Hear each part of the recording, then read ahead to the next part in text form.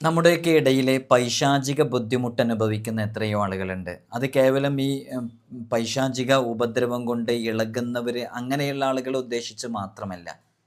പൈശാചിക ദുർബോധനം എന്ന് പറയുന്നൊരു സംഭവം അത് നമ്മുടെ കുടുംബജീവിതത്തെ, വ്യക്തിപരമായ ജീവിതത്തെ, നല്ലവണ്ണം അടുത്തിരുന്ന രണ്ട് സുഹൃത്തുക്കൾ തമ്മിലുള്ള ജീവിതത്തെ, ഇങ്ങനെ തുടങ്ങി നമ്മുടെ ജീവിതത്തിൻ്റെ നിഖിലങ്ങളായ മേഖലകളിൽ വളരെയധികം പ്രത്യാഘാതങ്ങൾ സൃഷ്ടിച്ചു കൊണ്ടിരിക്കുന്ന പൈശാചികമായ ദുർബോധനം കൊണ്ടാണത് സംഭവിക്കുന്നത് പോലും എന്നുപോലും അറിയാത്ത എത്രയോ ആളുകളുണ്ട്.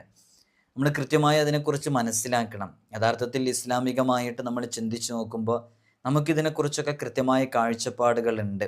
മുത്തുനബി സല്ലല്ലാഹു അലൈഹി വസല്ലം തങ്ങൾ ഇതിനെക്കുറിച്ച് കൃത്യമായ അവബോധനം നമുക്ക് നൽകിയിട്ടുണ്ട്. ഇത് നമ്മുടെ ജീവിതത്തെ എങ്ങനെ ബാധിക്കുന്നു എന്ന് ചോദിച്ചാൽ, നല്ല സുഹൃത്തുക്കളായിരുന്ന രണ്ടാളുകൾ തമ്മിൽ അവർ പ്രശ്നങ്ങളിലാകുന്നു, അവർ അകൽച്ച തുടങ്ങുന്നു, അവർ ഭിന്നിപ്പിലാകുന്നു, വഴക്കാവുന്നു. ഭാര്യ ഭർത്താക്കന്മാർ തമ്മിൽ നല്ല സ്നേഹത്തോടു കൂടെ ജീവിച്ചിരുന്ന ആളുകളായിരിക്കാം. പെട്ടെന്നൊരു സുപ്രഭാതത്തിൽ അല്ലെങ്കിൽ ഘട്ടം ഘട്ടമായിട്ട് ഭർത്താവോ ഭാര്യയോ തമ്മിൽ അകലുന്നു എന്ന് തോന്നിപ്പോകുന്നു. അങ്ങനെ അകൽച്ച സംഭവിക്കുന്നു. അതിൻ്റെ തുടക്കത്തിലൊക്കെ ചെറിയ ചെറിയ പ്രശ്നങ്ങളായിരിക്കാം. പിന്നീട് അതിങ്ങനെ ഒരു കാരണവും ഇല്ലാണ്ട് അല്ലെങ്കിൽ ചെറിയ ചെറിയ പ്രശ്നങ്ങൾക്ക് വേണ്ടിയിട്ട് പരസ്പരം ഭിന്നിപ്പിലാകുന്നു.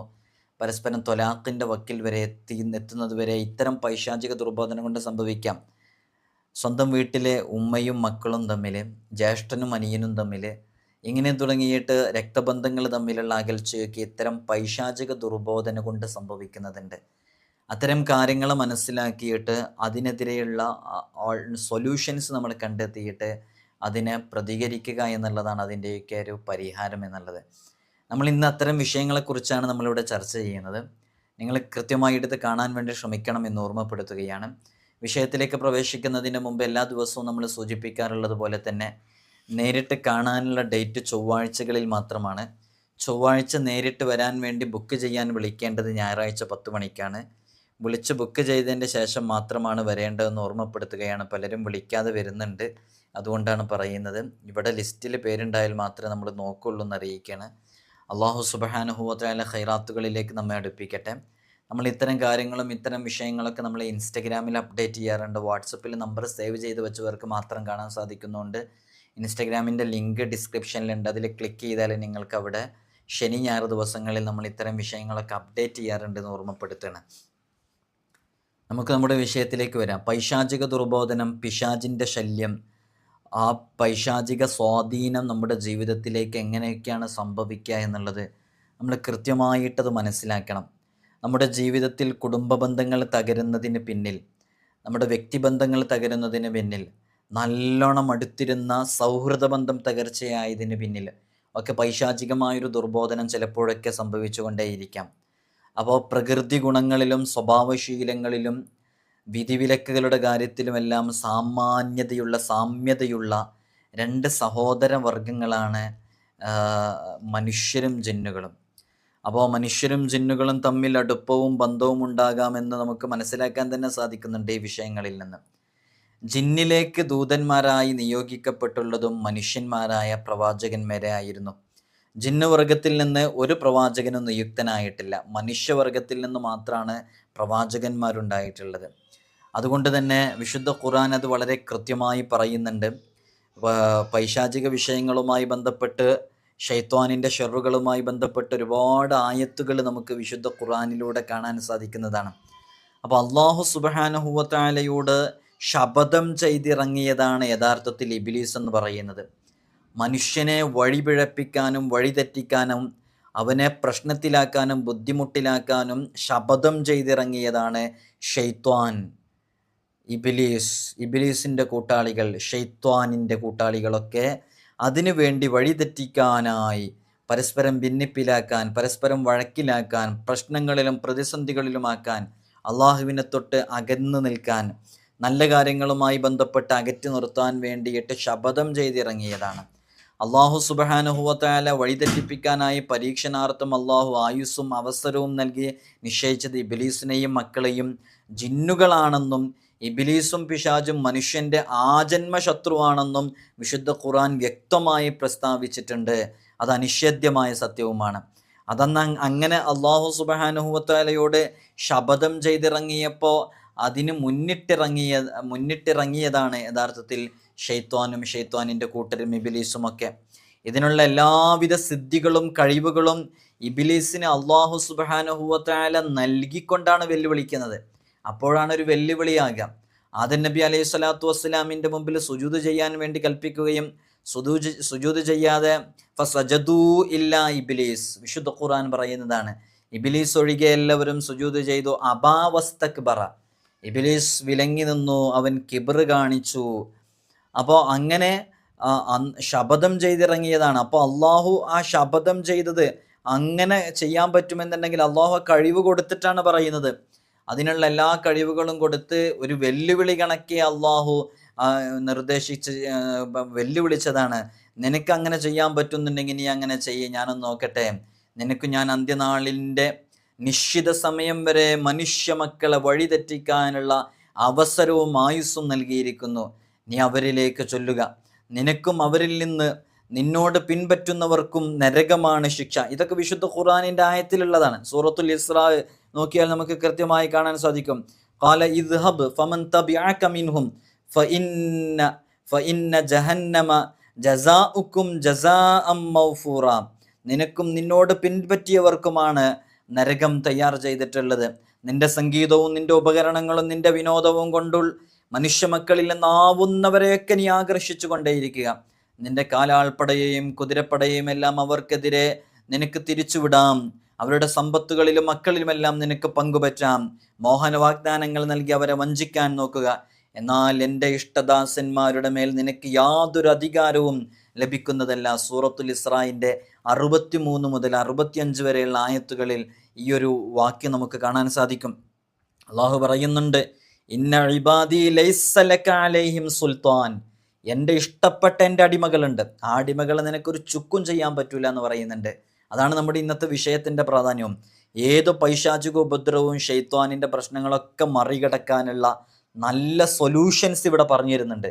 നിങ്ങൾ കൃത്യമായിട്ടത് മനസ്സിലാക്കുക. ഷെയ്ത്വാൻ അതിനു വേണ്ടിയിട്ട് എല്ലാ വിഷയങ്ങളിലും വശാരിക്കുഹും ഫിൽ അംവാലി വൽ ഔലാദ്, നമ്മുടെ മക്കളിൽ നമ്മുടെ സമ്പത്തിൽ എന്തെല്ലാം വിഷയങ്ങളിൽ ഇടപെട്ടിട്ട് നശിപ്പിക്കാനും ബുദ്ധിമുട്ടാക്കാനും പ്രശ്നങ്ങളിലാക്കാനും അവർ ശ്രമിച്ചു കൊണ്ടേയിരിക്കും.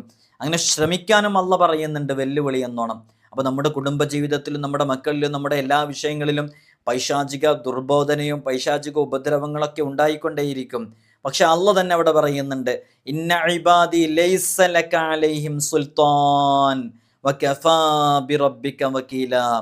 എൻ്റെ ഇഷ്ടപ്പെട്ട അടിമകളുണ്ട്, എൻ്റെ അടിമകൾ, എൻ്റെ ഇഷ്ടദാസന്മാർ, അവർക്ക് മേൽ യാതൊരു അധികാരവും നിനക്ക് ചെലുത്താൻ സാധിക്കുകയില്ല എന്നല്ല പറയുന്നുണ്ട്. നോക്കൂ, ആരാണ് അള്ളാഹുവിൻ്റെ ഇഷ്ടപ്പെട്ട ദാസന്മാർ? ഞാൻ ഇൻഷാ അല്ലാഹ് പൈശാചിക മേഖലകളൊക്കെ വിശദീകരിക്കണം. അതിൻ്റെ മുമ്പ് ഇതൊന്ന് പറഞ്ഞ് അവസാനിപ്പിക്കട്ടെ. ആരാണ് അള്ളാഹുവിൻ്റെ ഇഷ്ടമുള്ള ദാസന്മാർ? അവർ അമ്പിയാക്കളാണ്, അവർ ഔലിയാക്കളാണ്. അവരെല്ലാം എല്ലാ മനുഷ്യരെയും ആകർഷിക്കുവാനും വഴിതെറ്റിക്കുവാനും അവരുടെ മക്കളിലും സമ്പത്തുകളിലും പങ്കുപറ്റാനും അധികാരവും കഴിവും നൽകിക്കൊണ്ട് അള്ളാഹു മനുഷ്യൻ്റെ ആജന്മശത്രുവായി നിശ്ചയിച്ച ഇബ്ലീസിനും പിശാചുകൾക്കും ഇതിന് കഴിയില്ലെങ്കിൽ മനുഷ്യവർഗത്തെ അവരെ കൊണ്ട് പരീക്ഷിച്ചതിനർത്ഥം എന്താണുള്ളത്? മനുഷ്യൻ്റെ എല്ലാ കർമ്മങ്ങളിലും ഇടപാടുകളിലും പിശാചുക്കൾക്ക് സ്വാധീനമുള്ളത് കൊണ്ടാണ് മുത്തുനബി സല്ലല്ലാഹു അലൈഹി വസല്ലം തങ്ങൾ അതിന് ചില പ്രത്യേക ദിക്റുകളൊക്കെ ചൊല്ലാൻ വേണ്ടി നമ്മളോട് പറഞ്ഞത്. നാം ഇടപെടുന്ന മേഖലയിൽ നമ്മളൊരു കച്ചവടം തുടങ്ങുകയാണ്, നമ്മളൊരു ബിസിനസ് തുടങ്ങുകയാണ്, നമ്മുടെ വൈവാഹിക വിഷയത്തിലേക്ക് ഇറങ്ങുകയാണ്, നമ്മുടെ ദാമ്പത്യ ജീവിതത്തിലേക്ക് ഇറങ്ങുകയാണ്, നമ്മുടെ കുടുംബ ജീവിതത്തിലേക്ക് ഇറങ്ങുകയാണ്, നമ്മുടെ മക്കൾ സ്കൂളിലേക്ക് പഠിക്കാൻ വേണ്ടി പോവുകയാണ്. ഇങ്ങനെ ദൈനംദിന ജീവിതത്തിൽ നമ്മൾ എന്ത് ചെയ്യുന്നോ ആ ചെയ്യുന്ന എല്ലാ പ്രവർത്തനങ്ങളിലും പിശാചിൻ്റെ ഒരു ഇടപെടലുണ്ട്, പൈശാചിക ഉപദ്രവങ്ങളുണ്ട്, പൈശാചിക ബുദ്ധിമുട്ടുകൾ ആ മേഖലകളിലൊക്കെ ഉണ്ടാകും എന്നുള്ളത് കൊണ്ടാണ് അള്ളാഹു സുബ്ഹാനഹു വ തആലയുടെ അള്ളാഹുവിൻ്റെ വഹയ്യ് കൊണ്ടല്ലാതെ പറയാത്ത അഷ്റഫുൽ ഖൽഖ് മുഹമ്മദുർ റസൂലുള്ളാഹി സ്വല്ലല്ലാഹു അലൈഹി വസല്ലം തങ്ങളെ എത്രയോ തവണ പറഞ്ഞിട്ടുണ്ട് ബിസ്മി ചൊല്ലിക്കൊണ്ട് ഏത് പ്രവൃത്തിയും ആരംഭിക്കാൻ. അതെന്തിനാണ് അങ്ങനെ പറയുന്നത്? അത് പൈശാചിക ഉപദ്രവങ്ങളും പൈശാചിക ബുദ്ധിമുട്ടുകളും ഇല്ലാതെ നല്ല ബറക്കത്തുണ്ടാവാൻ വേണ്ടിയിട്ടാണ്. അള്ളാഹുവിൻ്റെ നാമം ഉച്ചരിച്ചും പ്രത്യേകമായ ദിക്റുകൾ ചൊല്ലിയിട്ടും ഉരുവിട്ടുമൊക്കെ നമ്മൾ ഓരോ വിഷയത്തിലേക്ക് ഇറങ്ങുമ്പോൾ പിശാചിൻ്റെ ഉപദ്രവത്തിൽ നിന്നും രക്ഷ നേടാൻ കഴിയും എന്നുള്ളത് കൊണ്ടാണ് അങ്ങനെ നിർവഹിക്കുന്നത്. അപ്പോൾ പൈശാചികമായ ഉപദ്രവം ഉണ്ടാകും എന്നുള്ളത് കൊണ്ടാണ് പ്രത്യേകമായ കാവലിനുള്ള മന്ത്രങ്ങൾ, അതിനുള്ള ദിക്റുകൾ, ദുആകൾ, നമ്മൾ ഭക്ഷണം കഴിക്കുമ്പോൾ, നമ്മൾ പാനീയം കുടിക്കുമ്പോൾ, നമ്മൾ പാത്രങ്ങൾ അടച്ചു വെക്കുമ്പോൾ, നമ്മൾ കിച്ചണിൽ ഉൾപ്പെടെയുള്ള വിഷയങ്ങളിലേക്ക് ഇടപെടുമ്പോഴൊക്കെ മുത്തുനബി സല്ലല്ലാഹു അലൈഹി വസല്ലം തങ്ങൾ പ്രത്യേകമായിട്ട് നമ്മോട് നിർദ്ദേശിച്ചത് ഇത്തരം ഉപദ്രവങ്ങളിൽ നിന്ന് രക്ഷ നേടാൻ വേണ്ടിയിട്ടാണ്. അത് വിശുദ്ധ ഖുർആനിലെ സൂറത്തുൽ ഇസ്രായിൽ നേരത്തെ നമ്മൾ ഓതിയ ആ ആയത്തുമായി ബന്ധപ്പെട്ട് നമ്മുടെ എല്ലാ മേഖലകളിലും പൈശാചികമായ ഒരു പ്രയാസവും ബുദ്ധിമുട്ടൊക്കെ ഉണ്ടാകുമെന്ന് പറയുന്നുണ്ടല്ലോ. അപ്പോൾ ഹബീബായ സല്ലല്ലാഹു അലൈഹി വസല്ലം തങ്ങൾ കേവലം നമ്മുടെ ഹൃദയങ്ങളിലേക്ക് പിശാചിന് നമ്മുടെ മേൽ യാതൊരു ബുദ്ധിമുട്ടും ഉണ്ടാകാതിരിക്കാൻ, ഒരു ദുർബോധനവും നമ്മുടെ ഹൃദയത്തിലേക്ക്, മനസ്സിലേക്ക് നൽകാതിരിക്കാൻ വേണ്ടിയിട്ട് ഹബീബായ സല്ലല്ലാഹു അലൈഹി വസല്ലം തങ്ങൾ അവിടുന്ന് കൃത്യമായി ചില കാര്യങ്ങൾ നമ്മോട് നിർദ്ദേശിച്ചിട്ടുണ്ട്. നിങ്ങൾക്കറിയുമോ, പിശാചു തൻ്റെ സിംഹാസനം വെള്ളത്തിനുമേൽ, സമുദ്രത്തിനുമേൽ വെക്കും. ശേഷം തൻ്റെ സൈന്യങ്ങളെ മനുഷ്യരിലേക്ക് പറഞ്ഞേക്കും. ഇങ്ങനെ നിയോഗിക്കപ്പെടുന്ന സൈന്യത്തിൽ നിന്ന് ജനങ്ങളെ നാശപ്പെടുത്തുന്നതിൽ ഏറ്റവും വലിയവനാരോ അവനാണ് ഇബ്ലീസിൻ്റെ സമീപം ഏറ്റവും പദവിയുള്ളവൻ. പിശാച് ഒരു കൂട്ടമാണ്. അതിൽ അവരിങ്ങനെ ഓരോരുത്തരിങ്ങനെ പറഞ്ഞേക്കും.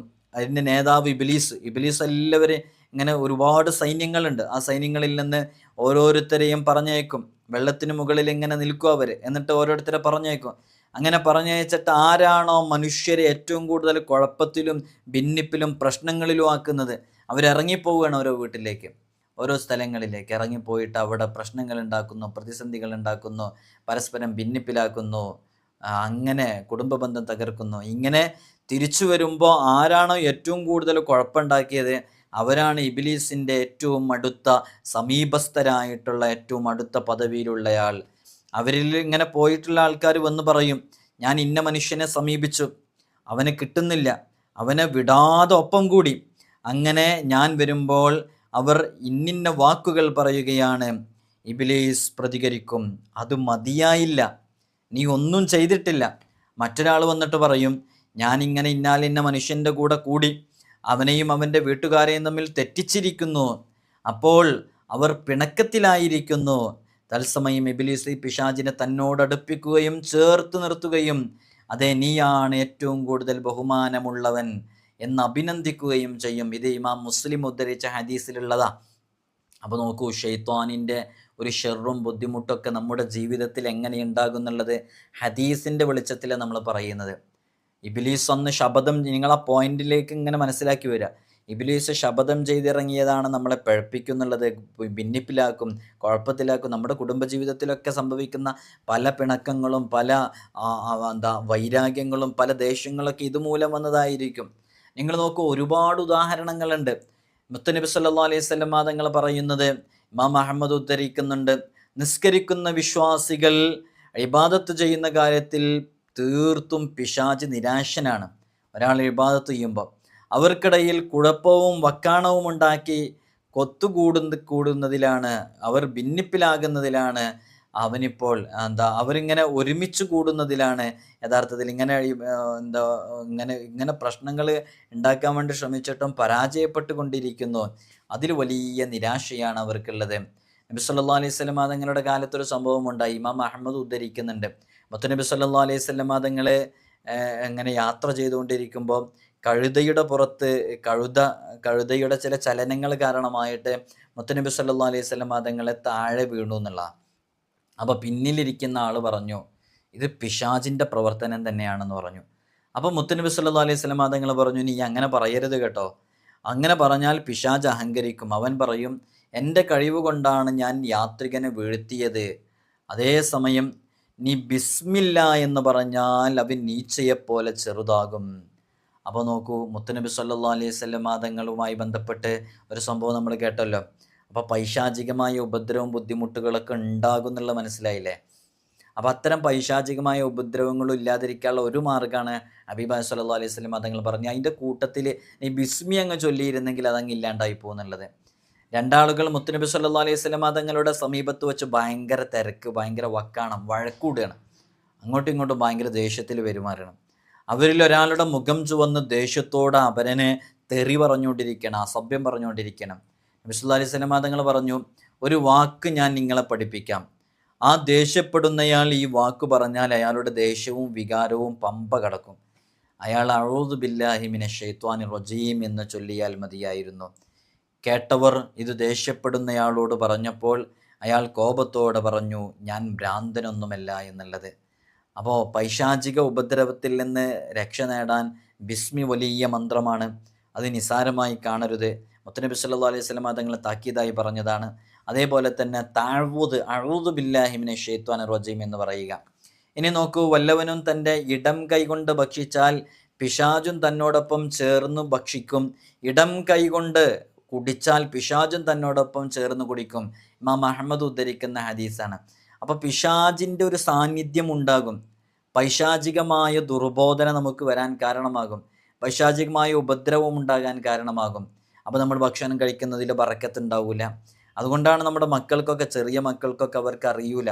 അവർക്ക് നമ്മൾ കൊടുക്കുമ്പോൾ ബിസ്മില്ലാഹി റഹ്മാനിർ റഹീം എന്ന് പൂർണ്ണമായിട്ടും ചൊല്ലിയിട്ട് കൊടുക്കുക. അതിൽ വലിയ ബറക്കത്തുണ്ട്. എത്ര ഹദീസിലെന്നറിയോ?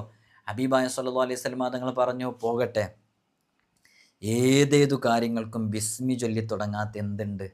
അതിൽ ബറക്കത്തില്ല എന്ന് നബി സല്ലല്ലാഹു അലൈഹി വസല്ലം തങ്ങൾ കൃത്യമായി എടുത്തു പറഞ്ഞതാ. ബിസ്മി ചൊല്ലി തുടങ്ങാത്ത ഒരു കാര്യത്തിലും ബറക്കത്തില്ല എന്ന് അഷ്റഫുൽ ഖൽഖ് മുഹമ്മദുർ റസൂലുള്ളാഹി സ്വല്ലല്ലാഹു അലൈഹി വസല്ലം തങ്ങൾ നമ്മെ പഠിപ്പിച്ചതാ. അതുകൊണ്ട് അത് വളരെ ഗൗരവത്തോടുകൂടെ നാം ഓരോരുത്തരും ശ്രദ്ധിച്ച് നല്ല കൃത്യമായി മനസ്സിലാക്കണം. നമ്മൾ പുതിയ കാലത്ത് ഭക്ഷണം കഴിക്കുമ്പോൾ പുതിയ മോഡേൺ രൂപത്തിൽ 2 കൈകളെ കൊണ്ടൊക്കെ കഴിക്കുന്ന രൂപമൊക്കെ ഉണ്ടാകും. ഇടത് കൈ കൊണ്ട് ചിലപ്പോൾ കഴിക്കേണ്ട സാഹചര്യം, അങ്ങനെയുള്ള സാഹചര്യമൊക്കെ വരുമ്പോഴും നമ്മൾ വലത് കൈ കൊണ്ട് തന്നെ കഴിക്കുക. നമ്മുടെ മക്കൾ അങ്ങനെ ശീലിപ്പിക്കുക. ഒക്കെ പൈശാചിക ഉപദ്രവങ്ങളിൽ നിന്നും ഷെറിൽ നിന്നും രക്ഷപ്പെടാൻ കാരണമാകും.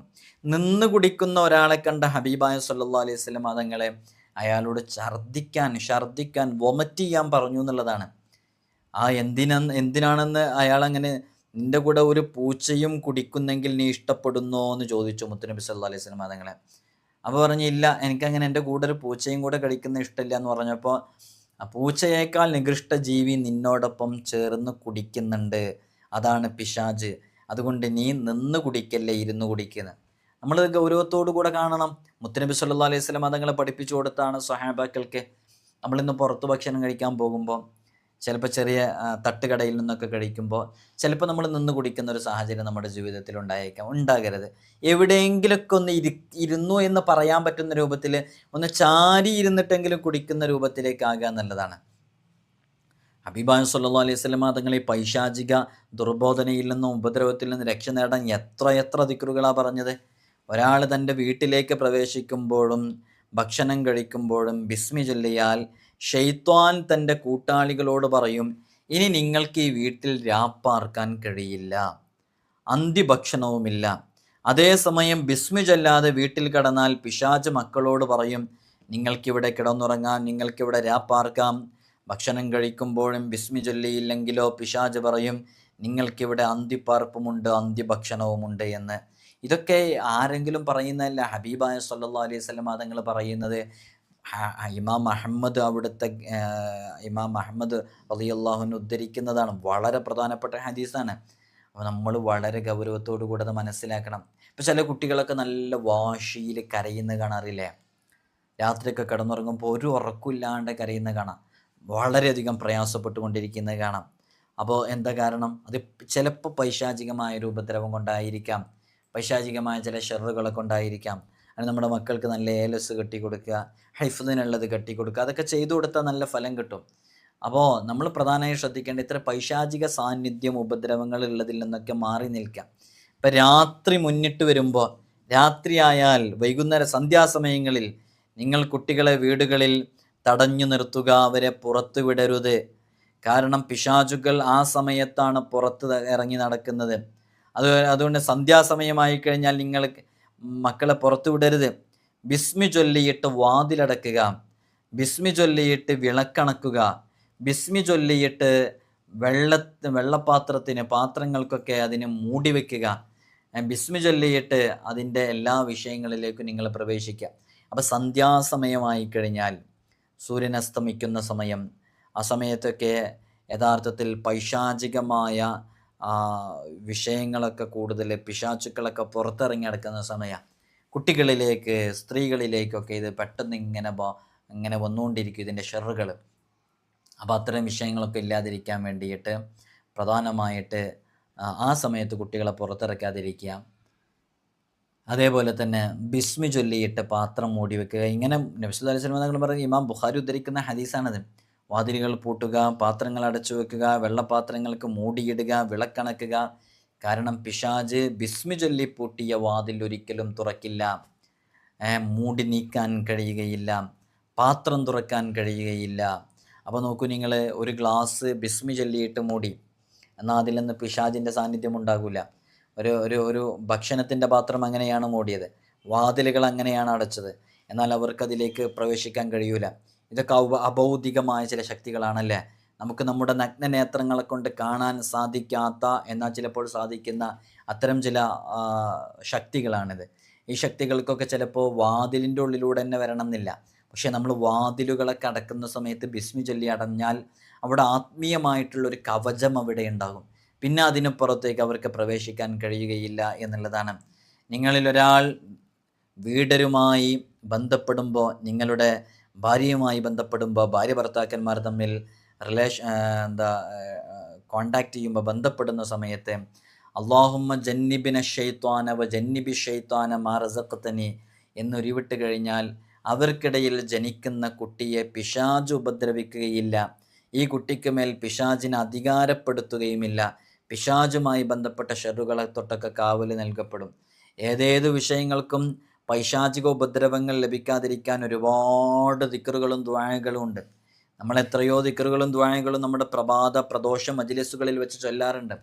വിർദുൽ ലത്തീഫിലൊക്കെ ഒരു പിടിയോളമുണ്ട്. റബ്ബി അഊദു ബിക മിൻ ഹമസാത്തി ഷയാത്തീൻ വ അഊദു ബിക റബ്ബി അൻ യഹ്ളുറൂൻ അഊദു ബികലിമാത്തില്ലാഹി താമ്മാതി മിൻ ശർരി മാ ഖലഖ് അഊദു ബികലിമാത്തില്ലാഹി താമ്മത്തി മിൻ കുല്ലി ശൈത്വാനിൻ വഹാമ്മ വമിൻ കുല്ലി ഐനിൻ ലാമ്മ.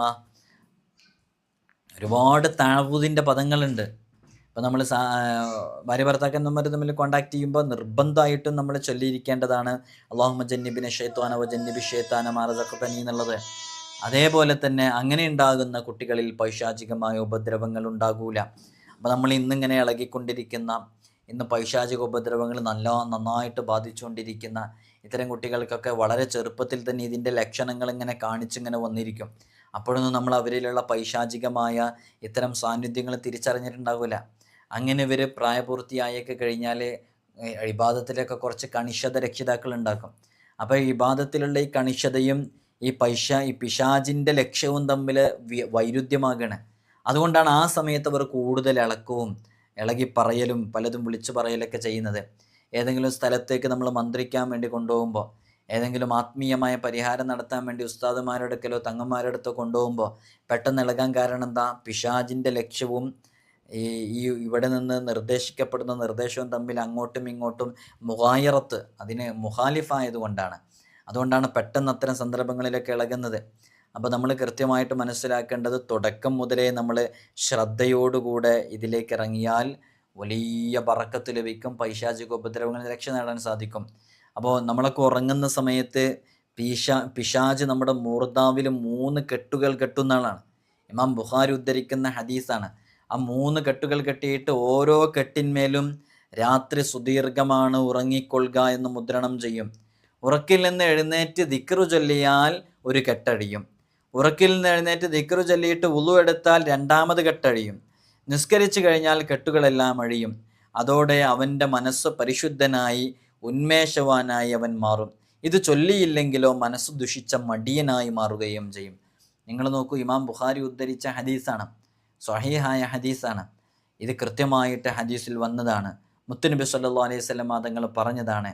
യാഥാർത്ഥ്യമില്ലാത്തതൊന്നും ഹബീബായ തങ്ങൾ പറയുന്നില്ല. വമാ യന്തിഖു അനിൽ ഹവാ ഇൻ ഹുവ ഇല്ലാ വഹ്യു യൂഹ. അള്ളാഹുവിൻ്റെ വഹ്യ് പ്രകാരമാണ് അവിടുന്ന് ഉച്ചരിക്കുന്നതെല്ലാം. അതുകൊണ്ട് വളരെയധികം ഗൗരവത്തോടുകൂടെ മനസ്സിലാക്കുക. നമ്മൾ രാവിലെ സുബഹിക്ക് എഴുന്നേൽക്കാതെ കിടന്നുറങ്ങുമ്പോൾ യഥാർത്ഥത്തിൽ മനസ്സ് ദുഷിച്ച് പൈശാചിക ദുർബോധനയോടുകൂടെയാണ് യഥാർത്ഥത്തിൽ അവൻ പ്രഭാതത്തിലേക്ക് പ്രവേശിക്കുന്നത്. നിങ്ങൾ ഉറക്കിൽ നിന്ന് എഴുന്നേറ്റാൽ വുളൂ ചെയ്യുമ്പോൾ 3 പ്രാവശ്യം മൂക്കിൽ വെള്ളം കയറ്റിയിട്ട് ചീറ്റണം.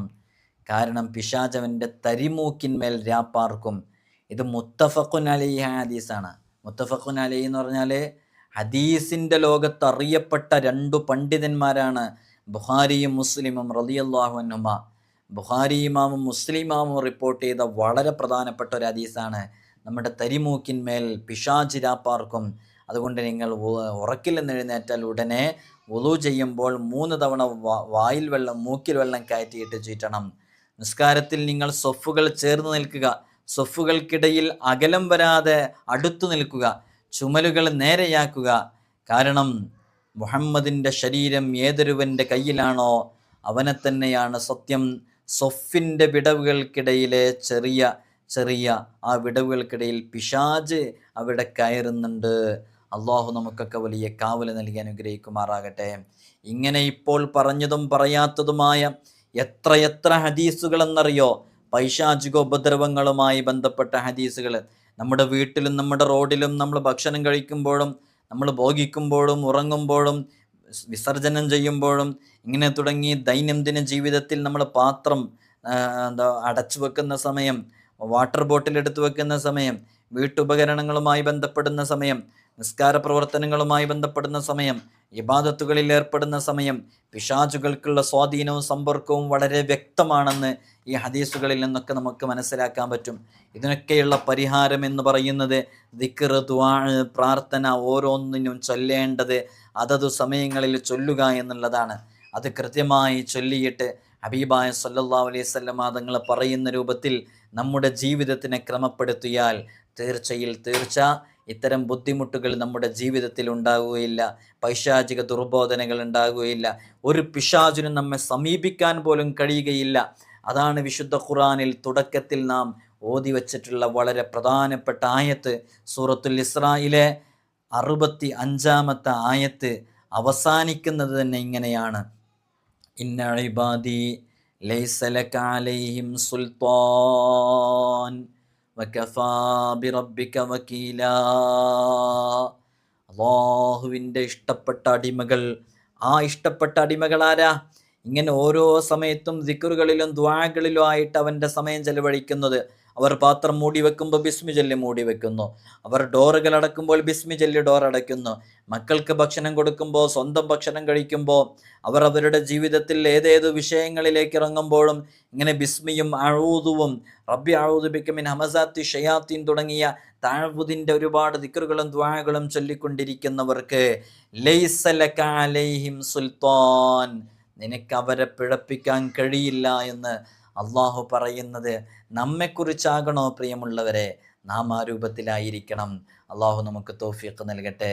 ഇനി പിശാചുബാധ, സെഹറുബാധ ഇങ്ങനെ തുടങ്ങിയിട്ട് പൈശാചിക ഉപദ്രവത്തിൻ്റെ ഒരു ചെറിയ ലെവലാണ് നമ്മളിവിടെ വിശദീകരിച്ച്. ഇനി കുറച്ചും കൂടെ കയറിക്കഴിഞ്ഞാൽ ചില മൂർത്തികൾ, ചില പൈശാചിക ബുദ്ധിമുട്ടുകൾ അങ്ങേയറ്റം വരുന്നതൊക്കെ ഉണ്ട്. അത്തരം വിഷയങ്ങളൊക്കെ ഇൻഷാ അല്ലാഹ് ആവശ്യമെങ്കിൽ സമയം പോലെ നമ്മൾ പറയാം. ചില ആളുകളൊക്കെ ഇവിടെ വരുമ്പോൾ നന്നായിട്ട് ഇളകലുണ്ട്. ഒരിക്കൽ ഇവിടെ വന്നപ്പോൾ നമ്മൾ ഒരു ഇളകിയ ഒരു ടീം, ഒരു കേസ്, ആ കേസിൽ നമ്മൾ ഇടപെട്ടപ്പോൾ നമ്മൾ ഇവിടെ വന്നു. ഞാൻ അത്രയും ഇളക്കത്തിൻ്റെ കേസുകൾ ഇപ്പോൾ കുറച്ചായിട്ട് എടുക്കലില്ല, സമയം ഉണ്ടാവാറില്ല. അപ്പോൾ അത് വന്നപ്പോൾ നമ്മൾ അതിനൊഴിവാക്കാൻ വേണ്ടി ശ്രമിച്ചപ്പോൾ ഒഴിവാക്കുന്ന പിശാച് വിളിച്ച് പറയുന്നുണ്ട്. ശരിക്കും ഇവരുടെ ഉള്ളിലൊരു പിശാചാണല്ലോ, ഒരു ശൈത്വാനാണല്ലോ. അതിൻ്റെ പേരൊക്കെ എനിക്കറിയാം, ഞാനത് ഇപ്പോൾ ഇവിടെ പബ്ലിക്കിൽ പറയുന്നില്ല. വിളിച്ച് പറയുന്നുണ്ട്, ഞാനങ്ങനെ പോകില്ല, എന്നെ പലക കൊണ്ടുവരണം, പലകയിലേക്ക് തളിക്കണം, എന്നാലേ ഞാൻ പോകുള്ളൂ എന്ന് പറയുന്നുണ്ട്. അതിൻ്റെ പലകയിലേക്കും മണ്ണിലേക്കും അതേപോലെ തന്നെ ചില വിഷയങ്ങളിലേക്കൊക്കെ തിളയ്ക്കേണ്ട രൂപങ്ങളൊക്കെ നമുക്കറിയാം. അതിനൊക്കെ സമയമെടുത്ത് സാവധാനത്തിൽ ചൊല്ലിയിട്ട് ചെയ്യേണ്ടതാണ്. അതിനുള്ള സമയമൊന്നും ഇവിടെ ഉണ്ടാവാറില്ല. അപ്പോൾ തൽക്കാലത്തിന് അവർക്കൊരു അടക്കം വെച്ച് നമ്മൾ പറഞ്ഞയച്ചു. അത് പോയിട്ടില്ല എന്നുള്ളത് എനിക്ക് ഉറപ്പാണ്. അത് പോകാനായിട്ടില്ല. അത് ഇളക്കി പറഞ്ഞയച്ച് അത് വരാതിരിക്കാനുള്ള കെട്ടും കൂടിയിട്ടാണ് പറഞ്ഞയക്കേണ്ടത്. അതിന് സമയം ഉണ്ടായിട്ടില്ല. അപ്പോൾ അത്തരം ചില വിഷയങ്ങളൊക്കെ ഗൗരവമുള്ള ചില പൈശാചിക ശൈത്വാനിൻ്റെ വിഷയങ്ങളാണ്. അതുമായി ബന്ധപ്പെട്ടൊക്കെ കേൾക്കുന്നവർക്ക് അതിൻ്റെ വിഷയങ്ങളൊക്കെ ആവശ്യമെങ്കിൽ ഇൻഷാ അല്ലാഹ് മറ്റൊരു സമയത്ത് പറയാം. അള്ളാഹു നമുക്ക് കാവല് നൽകട്ടെ. അസ്സലാമു അലൈക്കും വറഹ്മത്തുള്ളാഹി.